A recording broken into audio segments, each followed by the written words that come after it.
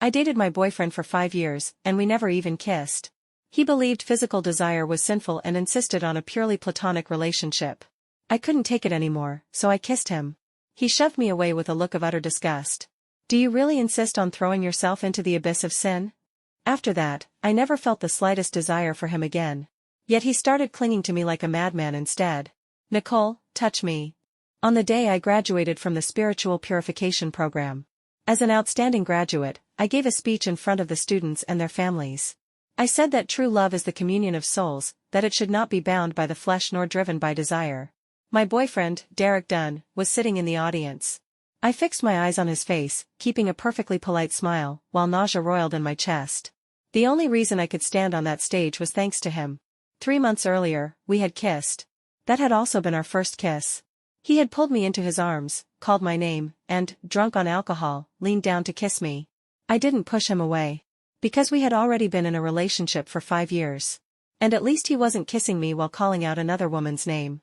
But when he sobered up and realized it was me, his eyes instantly filled with revulsion. He shoved me to the floor. Derek went to rinse his mouth. I stood in the bathroom doorway, staring at his movements, my fingers digging into the doorframe. Derek, is kissing me that disgusting to you? He lifted his head and looked at me in the mirror, his gaze so cold it was almost frightening. I told you, I'm a Platonist. I find this kind of intimacy disgusting. You're the one who kissed me, I answered softly. Then why didn't you push me away? His hands were braced on the counter, his fingertips pressed so hard they went white, sweeping everything off the surface and crashing it to the floor. I froze for a moment, then turned and walked away. I didn't answer him. Because it was all far too absurd, too ridiculous. By the time he came out of the bathroom, I had already packed my things. Derek, let's break up. He walked past me, barely glancing at my bags. He only said 3 words, no need to. There is. I said. I don't accept your platonic ideals. I want a normal relationship. Staring at his back, I enunciated every word, a normal relationship, with sex. The moment those words left my mouth, Derek lost his mind. I didn't manage to break up with him. Instead, I was shipped off to a purification program overseas. They promised that in just 3 months, they could cleanse me of desire. All the students sent there were young, beautiful women. Most of their partners were elderly tycoons, or wealthy men with serious health conditions. The so-called purification program was, in truth, nothing more than a way to prevent the women dependent on these men from cheating. I was an oddity there. Because there was nothing wrong with Derek in that department. I had felt as much when we kissed. His body had clearly reacted. Yet any time I showed even the slightest hint of wanting intimacy, even something as innocent as watching TV while leaning on him, he would fly into a rage. On the day my mother died, Derek didn't even show up. I handled the funeral and memorial service alone, and afterward, all I wanted was a comforting hug from him. He still turned me down. To avoid me, he even started slipping out in the middle of the night. The next day, I received an anonymous text message. It was a photo of a woman sitting on Derek's lap. The moment that memory surfaced, I threw up on stage in front of everyone. Derek, sitting in the audience, shot to his feet at once. One of the instructors from the purification program came up and helped me down from the podium. Derek chased after us, demanding to know what was wrong with me. I told him it was just nerves. Once the door closed, the instructor took out a small vial of blue liquid. I swallowed it immediately, forcing down the nausea. Nicole Gray, you've always done so well. How could you suddenly start recalling that kind of thing in public? The purification program had even assigned me a Chinese teacher. I gave a helpless little smile. Teacher, I wasn't trying to. I just thought of my boyfriend cheating on me. She sighed as well. Outwardly, the purification program advertised itself as a psychological course. But what actually did the work was the medication they forced us to take, drugs that suppressed desire. The moment you entertained an intimate fantasy involving your designated partner, you would start retching uncontrollably. At first, I resisted. But when I tried fantasizing about other men and felt nothing at all, I stopped caring. I didn't care about Derek, I just wanted to get out as soon as possible, so I took a lot of the medication. I had no idea whether there would be side effects. When I opened the door, Derek reached out to take my hand, and I instinctively flinched away. He paused, then drew his hand back, the corners of his lips curving faintly. He was very pleased with my progress. Derek decided to take me home. The program gave him a full course of medication as a parting gift. If Nicole's condition becomes unstable, she can take it according to the instructions. What exactly do you mean by unstable? Derek asked. But the instructor refused to explain, her answer evasive. Some students experience withdrawal symptoms. Just give them the medication and they'll be fine. Derek took me back to our country. He locked me up in a villa and had people watch me around the clock. But I showed no abnormalities whatsoever. Half a month later, he finally took me out. In the spacious private room, bands of light slid across the walls, making every face appear and disappear in turn. It was the first time I had ever met his friends. How could you bear to bring her out? Someone teased. Derek sat down and patted the seat beside him. I sat down next to him. Nicole just came back from overseas. I was afraid she'd get bored if she kept staying home, he said. The moving circle of light swept across the face of the girl sitting opposite me. She was the woman in the photo. Melissa, Derek's well-matched childhood sweetheart. She handed me a glass of wine and asked curiously, I've heard about this kind of program before and mentioned it to Derek. Does it really work, purifying desire? So it had been her idea to send me away. And apparently everyone here knew I had been shipped overseas. I drained the wine, then looked over at Derek. I set the empty glass upside down on the table. Oh, it works. I no longer feel any desire for Mr. Dunn. What do you mean by that? Derek shot to his feet. I said, I want to break up. Melissa murmured under her breath, isn't that a sign she's not cured yet? Derek's brows knitted together. He grabbed my wrist and yanked me against his chest. His other hand landed on my waist. The physical reaction hit almost instantly. From my stomach to my throat, violent convulsions surged up without warning. I shoved him away and barely had time to clamp a hand over my mouth before vomit was already streaming through my fingers and splattering onto the carpet. Everyone was stunned. Derek included. Only I remained calm, used to it by now. I pulled a few tissues from the box and carefully wiped my fingers clean. Are you satisfied now? Derek's expression grew even darker. You can't even interact normally with a man anymore, and you still want to break up with me? Yes. I still do. I turned and walked away. This time, Derek didn't stop me. Maybe now that I had passed his little physical test, his emotions had settled. Nicole, no one but me will ever accept you, he called after me. If you walk out that door today, don't you dare come begging me to take you back. I never looked back. I walked down the hallway with one hand on the wall, the lights spinning in my vision, everything growing more and more blurred. I immediately realized there was something wrong with the wine Melissa had given me. I could hear footsteps behind me. Someone was following.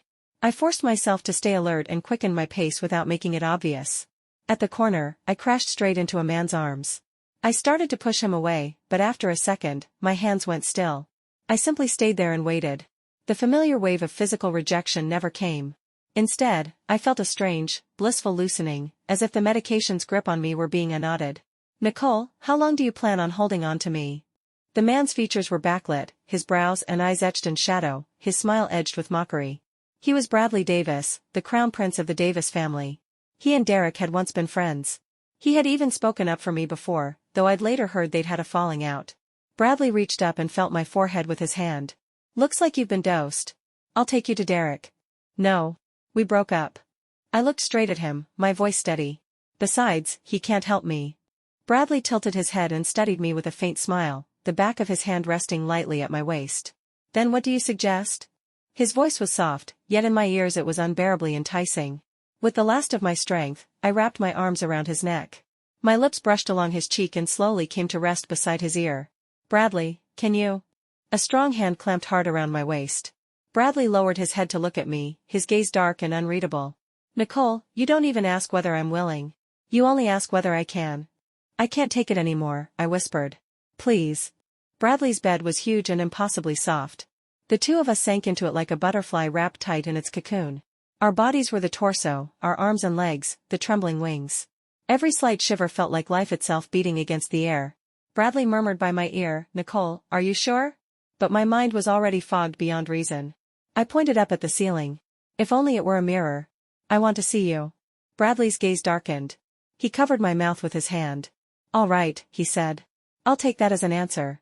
His brows drew together, his teeth caught his lower lip, and his face somehow turned even redder than mine. Is this your first time? He hesitated, on the verge of stopping halfway. I caught his hand and guided it back. Don't go. Our fingers laced together, sometimes clenching tight, sometimes twisting apart and seeking each other again. Maybe it was the drug. I responded to Bradley with a heat far beyond ordinary. I clung to him, tireless, going back to him again and again. The sky was just starting to pale. When daylight leaked in through the curtains, I slowly came back to myself. Your first time shouldn't be this unrestrained, I thought. But I still couldn't help climbing onto Bradley again. In the end, I blacked out. Bradley took me to his family's private hospital and had them run every possible test, inside and out. They finally found that I had taken an excessive amount of a banned drug. My hormones were in total chaos. That was why I would remain in a state of heightened arousal for some time. I finally understood what the spiritual purification program had meant by instability. If I had stayed by Derek's side and kept taking the desire-suppressing pills, everything would have been fine. I suspected that this unstable rebound was precisely how the program maintained its passive income. Every graduate's partner ended up relying on their medication long-term. I told Bradley about the purification program. Derek is sick, he spat. Since when has he ever been platonic? Bradley crushed the lab report in his fist. Then give her something, he told the doctor. Prescribe her some medicine. The doctor finally let out a laugh. No need for medication. She just needs relief. Huh? Bradley froze. Her condition is comparatively severe, the doctor added. If anyone needs a prescription, it's you. I was in the middle of drinking water and choked violently, coughing as my cheeks and earlobes burned. Bradley glanced back at me and sighed, then looked at the doctor helplessly. Fine. Then write one up for me. Bradley and I reached a mutual agreement. Nicole, once your body recovers, we'll end this arrangement. His attitude was reasonable. And it suited me perfectly. While I was waiting for him to pick up the medicine, I unexpectedly ran into Derek at the hospital. He saw me too, and his face darkened at once. Nicole, are you following me? What are you trying to do? He reached out to grab my arm. I flinched back. Just brushing the back of his hand was enough to send a wave of nausea rolling through me. Derek, I'm not following you. I'm waiting for someone. I bent over, starting to retch. Derek went rigid where he stood. From that angle, he could see my collarbone. It was covered in hickeys, dark and light overlapping one another. His fists clenched, then slammed into the wall so hard his knuckles trembled. His voice shook too. That's impossible. You can't even tolerate a man's touch. You slept with someone else? Who is he? Hot, curious stares turned toward us. Derek lifted a hand as if to touch me, then slowly let it fall. Do you really insist on throwing yourself into the abyss of sin? He was having another attack. Someone hauled me backward into the circle of his arms. I fell, landing in the warmth of a familiar chest. I looked up and ran straight into Bradley, and Derek ended up getting into a fight in the hospital. Bradley threw the first punch. The hospital belonged to the Davis family, and the security guards naturally pulled Derek away first. Bradley had the clear advantage. Derek pushed himself up off the floor and wiped the blood from the corner of his mouth with the back of his hand. Nicole, come back with me. I stood beside Bradley and shook the bag of medicine in my hand. No. I still have things to do, with Bradley. Nicole, is this just to get back at me? I turned at the sound of his voice and looked over. He stood in the flow of people, a cut still on his face, his lips pressed into a hard line. If it is, then you've already succeeded, I said. I shook my head. No need. I returned those same 3 words to him. In the underground parking lot, I ran into someone I knew. Melissa was wearing sunglasses, a bouquet in her arms, adjusting her makeup in the wide-angle mirror on a pillar. It looked like she was here to visit a patient. Is Derek's father hospitalized here? Bradley glanced at me. How did you guess that? The flowers are for an elder. And she's fussing over her makeup, which means there's a man she wants to see. I lifted a brow, a little smug. As we walked past Melissa, the wide-angle mirror clearly reflected Bradley and me together. She saw us. Her expression froze in shock. In the mirror, Bradley and I seemed to move of our own accord, turning our heads at the same time to meet her gaze. The bouquet slipped from her hand and thudded onto the ground. I stopped, picked it up, and held it out to her.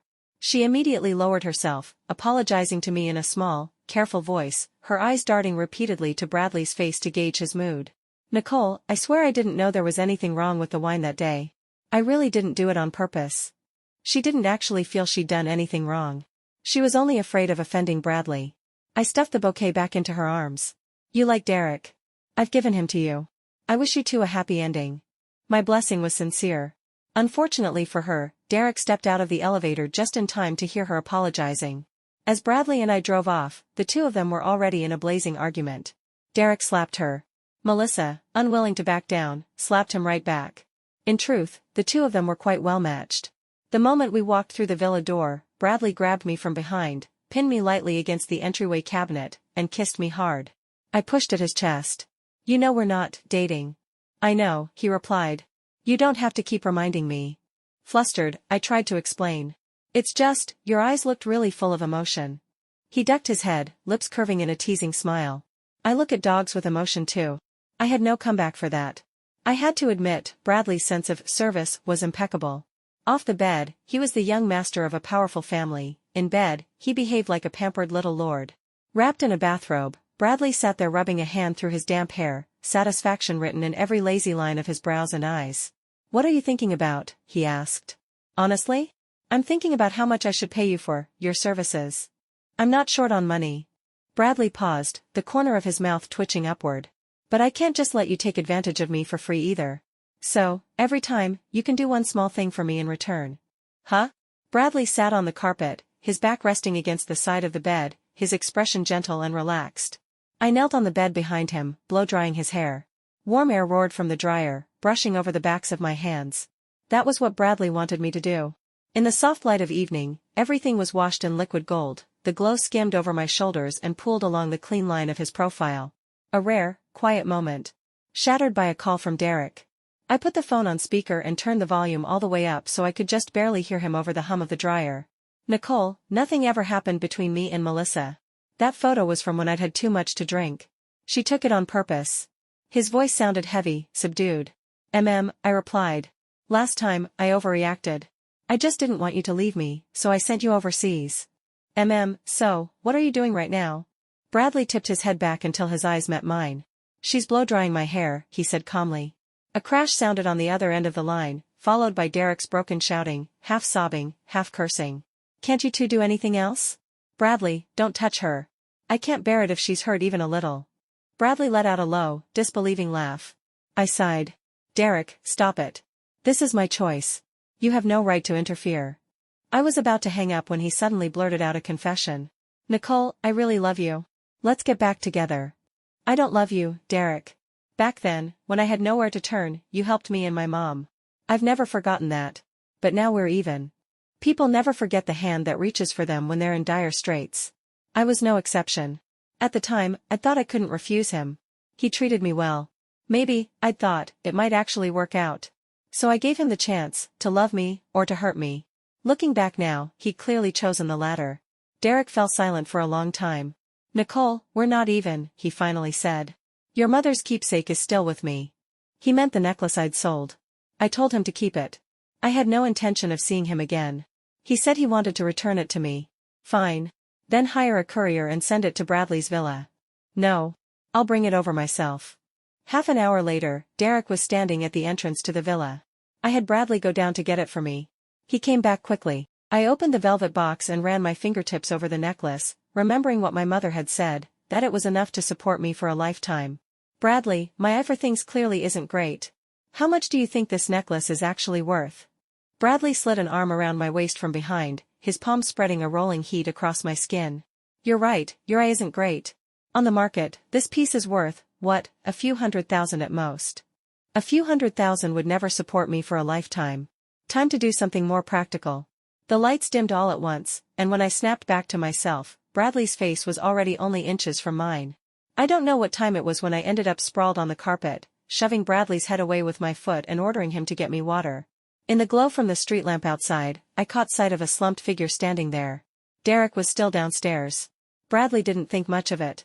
"Oh, right. He said he was going to wait for you to come down. I kind of forgot." "It's fine. That's his choice. Everyone has the freedom to punish themselves." I finished my water and crawled back into bed. Bradley wound himself around me again. "Don't you want me to keep kissing you?" I stared at him, dazed. "In the end, is it me who's sick, or you?"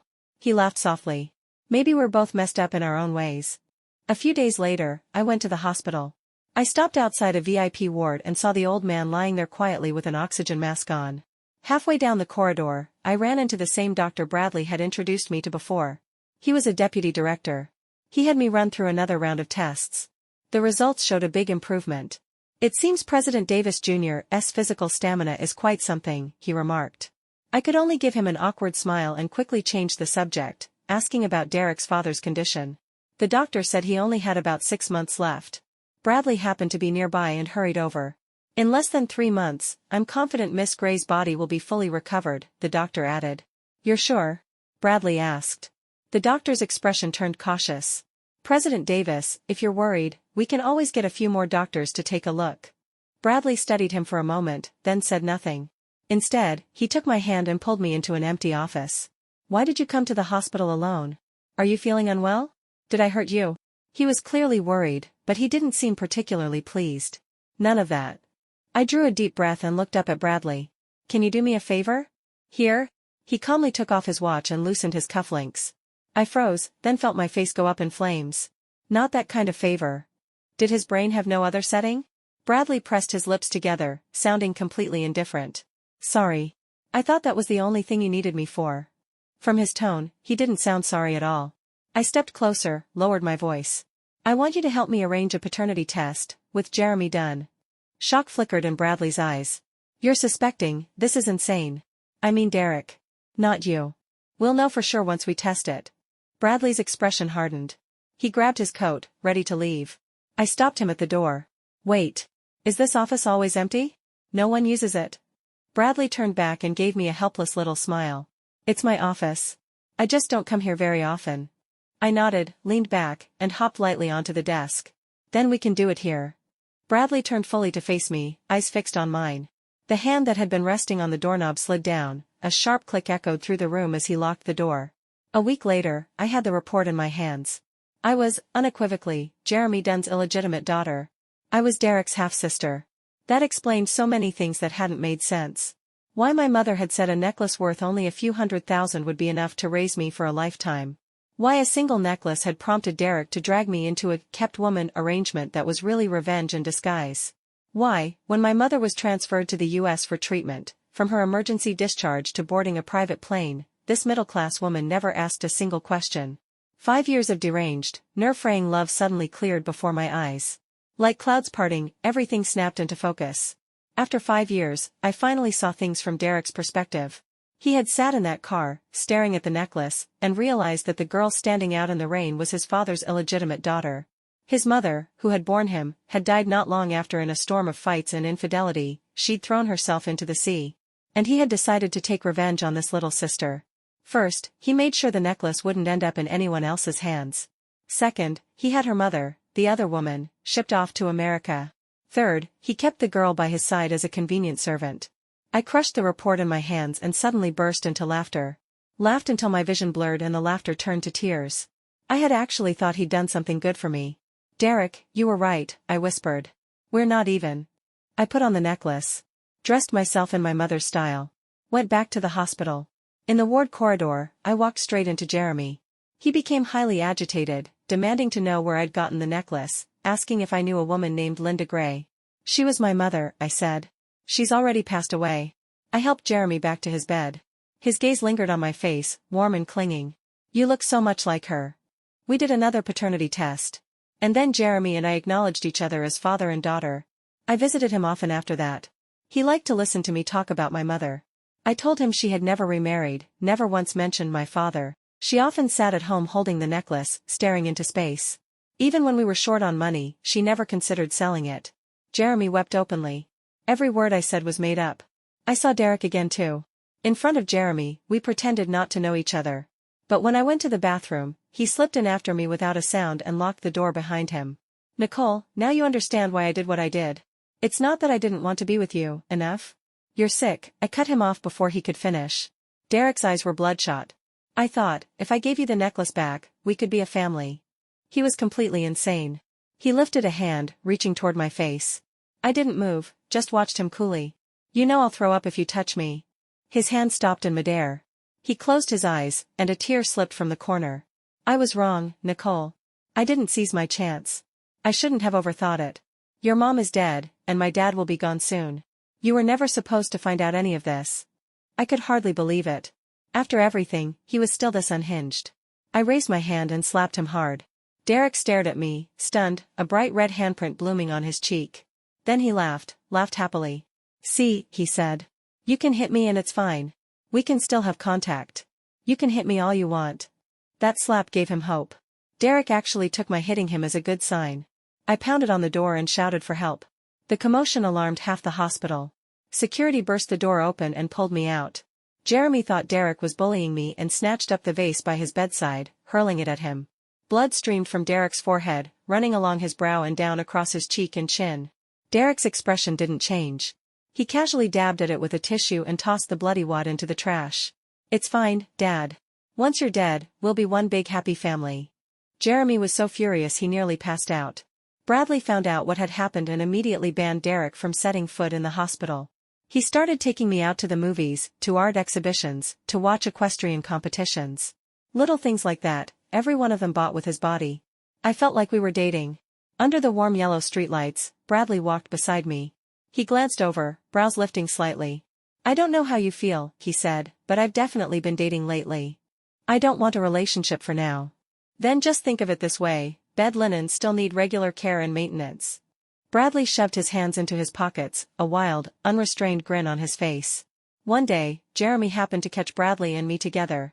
The dull old haze in his eyes brightened by several degrees. He told me I should hold on to Bradley and try to marry into the Davis family as soon as possible. After all, the Davis family was top-tier old money, and Bradley was an only son. Twirling a knife through an apple, I asked lightly, Father, and how are things with the eldest miss of the Lennon family? Are you happy together? His face stiffened. That's different. A man marries down, a woman marries up. After Derek's little episode, Jeremy's condition deteriorated sharply. He could feel it himself. The day I stepped out of his ward, I heard him on the phone with his lawyer. I assumed he was changing his will. I'd already looked up Jeremy's story online.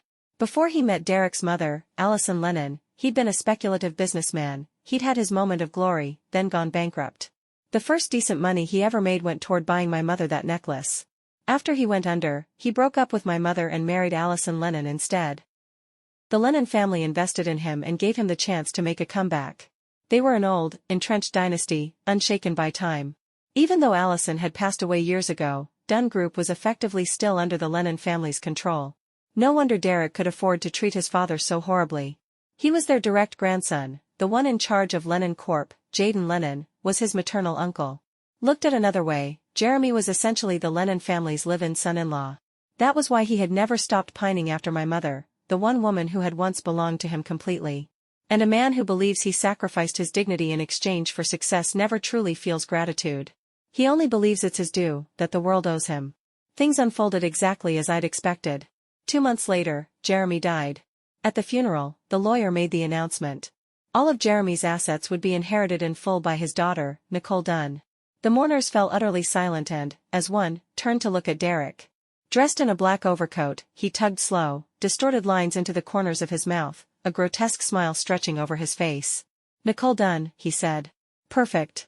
We're family now. The funeral descended into chaos. Some of Derek's friends showed up, one of them recognized me and mentioned my history with him. Derek promptly started a fight with the guy. In the end, it was the arrival of the Lennon family that forced him to stop his rampage. Bradley held an umbrella over me as we headed for the doors.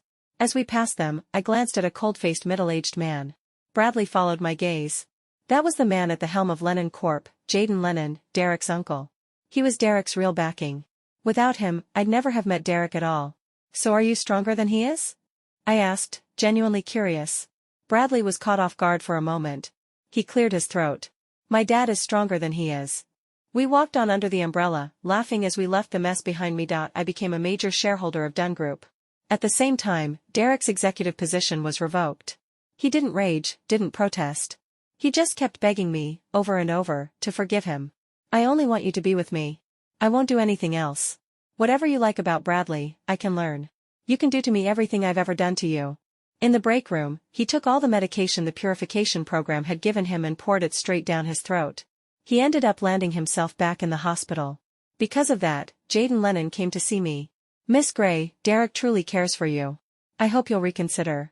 For a man in his 40s, he was undeniably handsome, with the innate aura of someone born to sit at the top. I know you're not Bradley's girlfriend, he added. You're his bed partner, nothing more. Jaden looked away, lifted his coffee, and took a sip. Miss Gray, you're now the legal representative of Dunn Group as well. In 15 minutes, I can saddle you with debts you could never pay off in a lifetime. I trust you'll make the same choice your father did. I set a report down in front of him. I'm afraid I'll have to disappoint you, Mr. Lennon. Not long ago, I'd gone back to the apartment where Derek and I had once lived together. I'd taken my personal documents, and quietly stolen Derek's toothbrush. You know, Mr. Lennon, I said, people tell their closest ones everything before they die. Jaden's expression shifted slightly as he pressed his hand down over the paternity report. The words on it, Derek Dunn and Jeremy Dunn, paternity not established. This doesn't prove anything, he said, his tone level. True, I agreed. You can choose, Mr. Lennon, let Derek start doubting his own parentage, or tell yourself that all he's lost is a woman who doesn't love him. I lowered my eyes and took a sip of coffee. I believe you'll make the same choice I would. Jaden stared at the report for a long time. At last he spoke, almost to himself. Why? Even if he wasn't your brother, you still wouldn't like him. Correct. Because he's never respected me. Jaden's head snapped up, anger surging in his eyes. He struck the coffee cup hard enough to knock it over. Miss Gray, what I proposed earlier was the legal option. Just then, his phone screen lit up. It was Bradley's father. Jaden, is that little Dunn girl with you? Jaden glanced at me, then calmed himself. Yes. We're just talking. She'll be going back right away. Before the call cut off, I could faintly hear Bradley in the background. Talking? This is kidnapping. I'm calling the police right now. I let out a quiet laugh. When Jaden escorted me out, the sea wind was so strong I could barely keep my footing. The cafe that looked so ordinary from the inside was actually built on a massive ship out at sea. Jaden handed me back to Bradley. Bradley immediately checked me over, anxious, making sure I wasn't hurt. You like her this much? When you two get married, I'll give you a very generous red envelope, Jaden said, clapping him on the shoulder before turning to leave. Bradley took me home. Something was off about him. He turned off the lights and didn't say a word. It wasn't until I felt something cold and wet hit my back that I realized what was happening. Bradley, are you crying? I asked. In the dark, his voice came muffled. Yeah, a little scared. In the darkness, I caught his hand and leaned in to kiss him. Does this help? Are you trying to make me cry harder? He asked. A long, long time later, I finally understood why Bradley had been so afraid. Because Derek's mother, Allison, had jumped from that very spot into the sea and killed herself. Derek would never know. The affair his parents had fought over all those years, the guilty party had never been his father. I heard that after Derek was discharged, he still tried to come looking for me, but Jaden stopped him every time. With a few ruthless moves, Jaden forced Derek to withdraw completely from Dunn Group. Everything Derek had once possessed was swiftly stripped away. Even his attempts at resistance didn't make so much as a ripple on the surface. Not long after, Jaden arranged an engagement between him and Melissa. Melissa even had the audacity to send me a wedding invitation. I was speechless. The next time I saw Derek, he had run away from his engagement party. He'd been squatting outside Bradley's house, lying in wait until we came home. Then he sprang out from the flower bed. Nicole, I'm not going to marry her, he said. If it weren't for her, we would have stayed together. Nicole, you love me. Even after everything I did to you, you still stayed with me for 5 years. That's because you love me. His custom-made suit had been shredded by thorns and branches. He looked utterly pathetic, snot and tears streaming down his face, babbling on, piling up evidence that I loved him. It was like he'd suddenly reawakened to our shared memories. You love me. I can hold you, I can kiss you, I can sleep with you. I don't care about anything anymore. I can give you a normal relationship. I stood there without saying a word. Yes, he could. Derek had made one fatal mistake, he'd only done a paternity test for Jeremy and me. He had never tested a sample from himself against mine. Maybe that had been some subconscious act of self-preservation. If he'd been as crazed back then as he was now, maybe fate would have taken pity on him in that moment. No. You didn't need to go to such extremes to break this deadlock. Derek had always believed his father had cheated after marriage and that I was the result. All he had to do was line the timelines up to see how many things didn't add up. But in 5 whole years, not once had he thought to be honest with me. Once again, Jaden's people dragged Derek away. Derek was sent abroad to rest and recover. On the day of the engagement, Melissa was left standing there alone, making a scene about calling off the wedding, but nothing came of it. 3 months passed, and Bradley took me back to the hospital for a follow-up. Bradley, do you remember our agreement? I asked. He stared straight ahead and nodded. I remember. Once you're better, we end this. The same deputy director came out, holding my test results. Just as he opened his mouth to speak, Bradley cut him off. Wait. You're not good enough. Get the director. The deputy director looked utterly baffled, but did as he was told. The director arrived shortly after. He reviewed the situation, picked up the test sheet, and glanced between Bradley and me, his expression turning grave. Based on these findings, it may take another year or 2 before things are fully regulated, he said. The deputy director looked at the sheet, then at the director, his brow furrowed in utter confusion. Bradley rested one hand on the desk. And after a year or 2, she'll be cured? With certain constitutions, 7 or 8 years, 10 or more, even, is possible, the director replied. We'll have to see how the follow-up tests go. I studied Bradley and asked hesitantly, if I went to another hospital, would they give the same results? The director and deputy director both lowered their heads. Bradley cleared his throat. Whichever hospital you go to, I'll go with you. What if I go by myself? Then tell me beforehand, he said after a pause. I'll make a phone call. I moved out of Bradley's place. Not long after, I went back to work at Dunn Group. The pressure on me was immense. With Derek no longer serving as a link, Jaden began stripping Dunn Group away from Lennon Corporation. He pulled out almost all of the high-quality assets. It was his way of reclaiming his investment in Jeremy. At the shareholders' meeting, he smiled as he shook my hand. Do your best. This place is yours now. What he left me with was a spectacular mess. Those were very hard days. But I held on. At 4 a.m, just as I finally finished my work, a WeChat message from Bradley popped up on my phone. President Gray, I'm having withdrawal symptoms. I want to see you. When I drove home in the middle of the night, Bradley was sitting by my door, head bowed, fast asleep. The moment I unlocked the door, he jolted awake. He walked in as if it were the most natural thing in the world, his eyes barely open. I've been waiting for you forever. What did you come to me for? Bradley looked at me. There's something I want to tell you. He drew in a deep breath. Back then I said your necklace was only worth a few $100,000, but the first time we met, I offered you $1 million for it. Meaning you don't treat money like money? I handed the necklace over to Derek so casually because it wasn't the necklace I was interested in. You mean you had your eye on me back then? So why didn't you come find me? Only a little, he said. And by the time I saw you again, you were already at Derek's side. He stared at me, utterly focused. If Derek hadn't been in my car that day, maybe we would have gotten together a long time ago. Bradley exhaled a long breath. All right. That's all I wanted to say. I thought for a while, frowning slightly. I'd like to confirm the details with President Davis Jr. one more time. Were you just now confessing to me? Bradley was drinking water and suddenly started coughing. He put the glass down, his tone wounded. I was saying I'm in love with you. So? Will you accept it? Will you start something new with me? I hadn't planned on jumping into a relationship so quickly. Any normal person, after what I'd been through, would need some time to rest. I had never been the brave type of girl. Bradley and I locked eyes. If you're just not used to the idea yet, we can keep things the way they were, he said. He went still, pupils dilating, the hopeful light in his eyes dimming inch by inch. In that case, forget it. He left. I knew Bradley was a golden boy. Once he walked away, he wouldn't look back. So, that was that. In the empty apartment, every remaining second felt like torture. I don't know how long I sat there before I even knew what I was thinking, then I bolted for the door. I stabbed the elevator button over and over. The red numbers on the display climbed upward with excruciating slowness. Until at last, the door slid open. Bradley was there, head lowered, leaning against the corner of the elevator. A blindside reunion. He looked at me. I looked at him. Why didn't you leave? Got dumped, forgot to press a floor, he said. I've just been going up and down, but I still ended up seeing you. His eyes were a little red as he watched me, his voice thick and muffled. Taking out the trash? I really like you. Think about it a little longer and I'll help you throw it away. As the elevator doors were about to close, he thrust his hand out to stop them. Just kidding. I'll take it downstairs for you. I kept my finger pressed on the open button. Bradley, I've been thinking it over. Let's be together. Let's start something new. He froze for a second, then slowly broke into a smile and pulled me into a fierce hug, lifting his wrist to glance at his watch. You took 15 minutes. So? Nothing. That's just really long. Later, Bradley told me those were the longest 15 minutes of his life.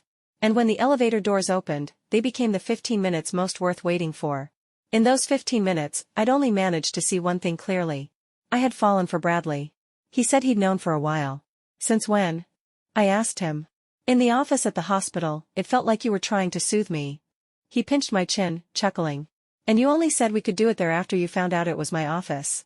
Right then I thought, I might have to marry this woman. Realization dawned. So that's why you finished so fast that time?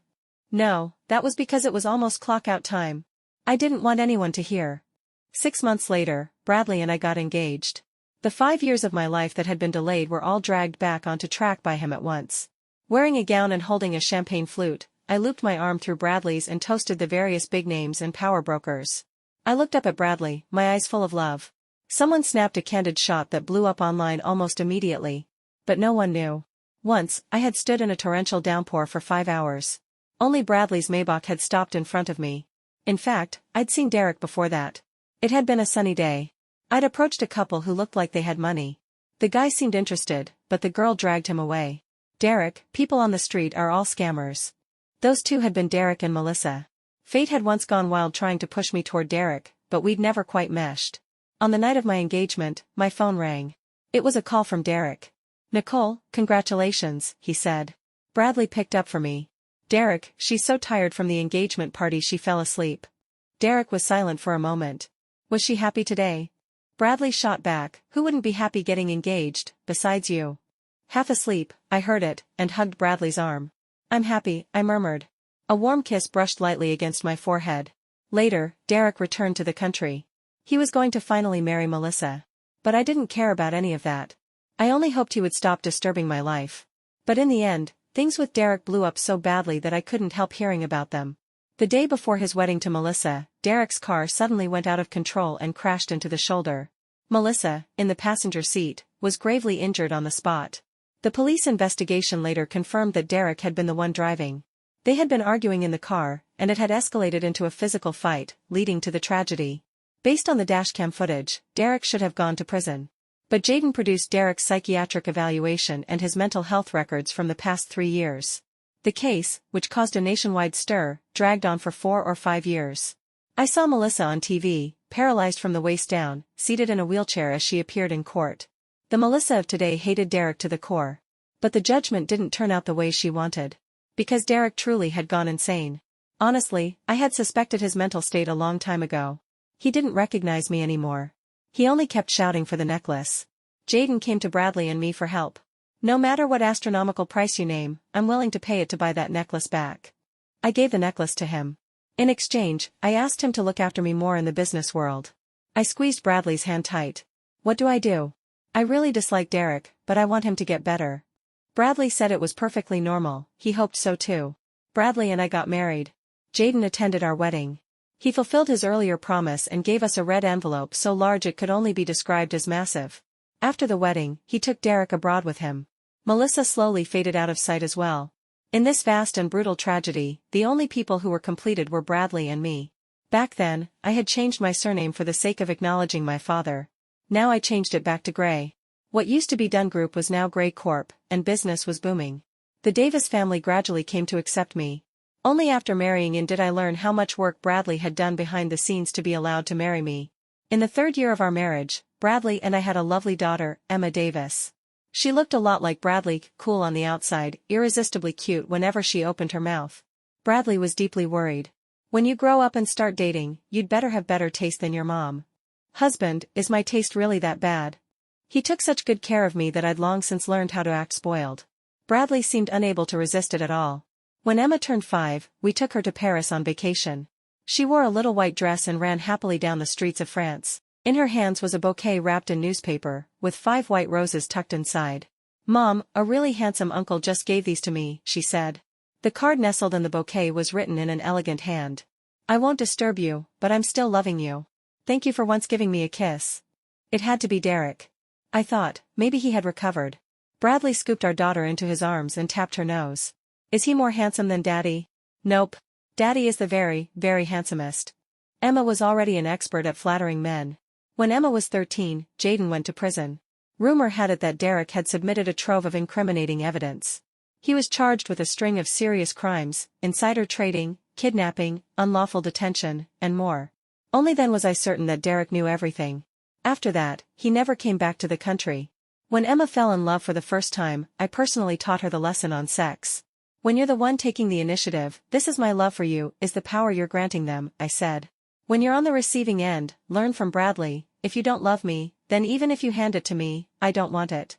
And in a tiny number of cases, it has nothing to do with love at all. Like the way things were between me and Bradley at the very beginning. In those cases, don't torment yourself with gains and losses. You're just exchanging rights. Nothing more. Sometimes, healing means letting go of love that was never real and embracing the peace I built myself. I thought those 5 years broke me, but they shaped me. Now, I have a daughter, a partner who cherishes me, and a name I reclaimed. That's enough. I'm finally free.